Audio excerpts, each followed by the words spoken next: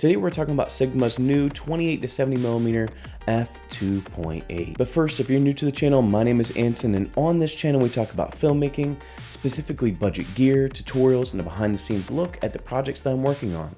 So if that's something you're into, consider subscribing. Now before I begin, I do want to mention I was sent this lens from Sigma, but as always they don't require I say anything specifically, so you can get my full and honest opinion. Now one of my favorite photo lenses from Sigma is by far the 24 to 70.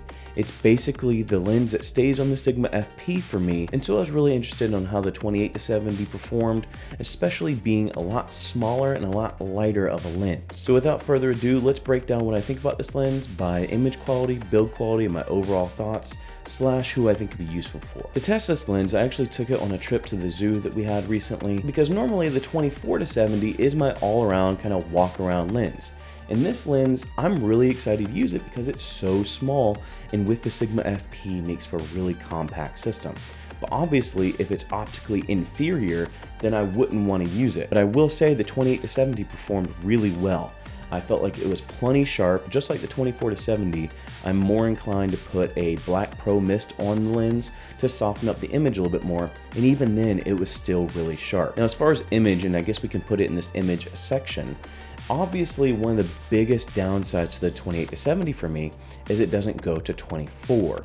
It only has the range of 28 to 70. Me personally, I like 24. It's a good wide focal length. And so not having that on this lens was kind of a downside. But as far as like overall optical performance, this thing really did perform.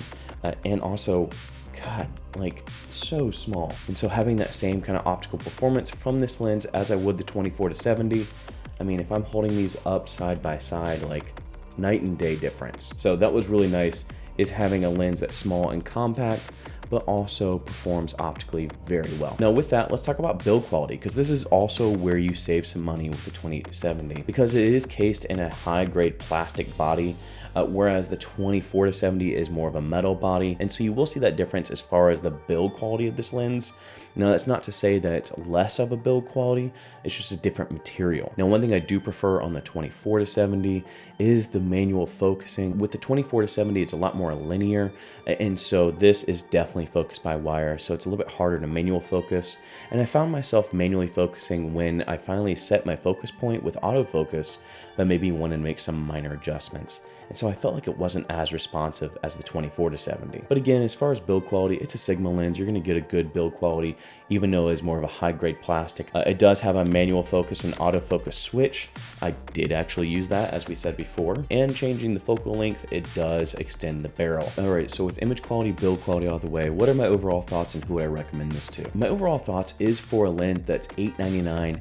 You really can't go wrong if you're looking for a good budget walk around lens. Now, one thing that I will say about the 24 to 70, I'm able to put a follow focus system on this. So if you are a filmmaker and you're trying to put a follow focus system on your 24 to 70, it's more likely you're going to be able to do that than the 28 to 70. So keep that in mind if you are a filmmaker, that you're going to be off camera and use a follow focus system. But if you're trying to use it for pickup shots, or again, maybe if you're a filmmaker that is more of a documentary filmmaker, you need something that is light and easy to carry around, this is a great option to look at, especially if you're going to be relying on autofocus. Now, if you're saying to yourself, I need 24mm, then obviously go with the 24 to 70, maybe buy used if you do want to save some money. But if you don't need 24mm, if that's not a focal length you use all that often, you may want to look at the 28 to 70 because it will save you a couple $100 brand new. So again, if you're trying to keep it light, if you're trying to maybe save some money, go with the 28 to 70. It's a really awesome lens. Optically, it performs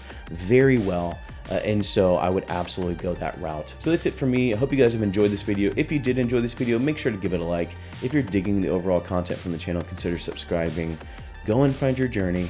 Go embrace life. Stay safe, be happy, support each other. Wash those hands, and I'll see you here next time. Peace.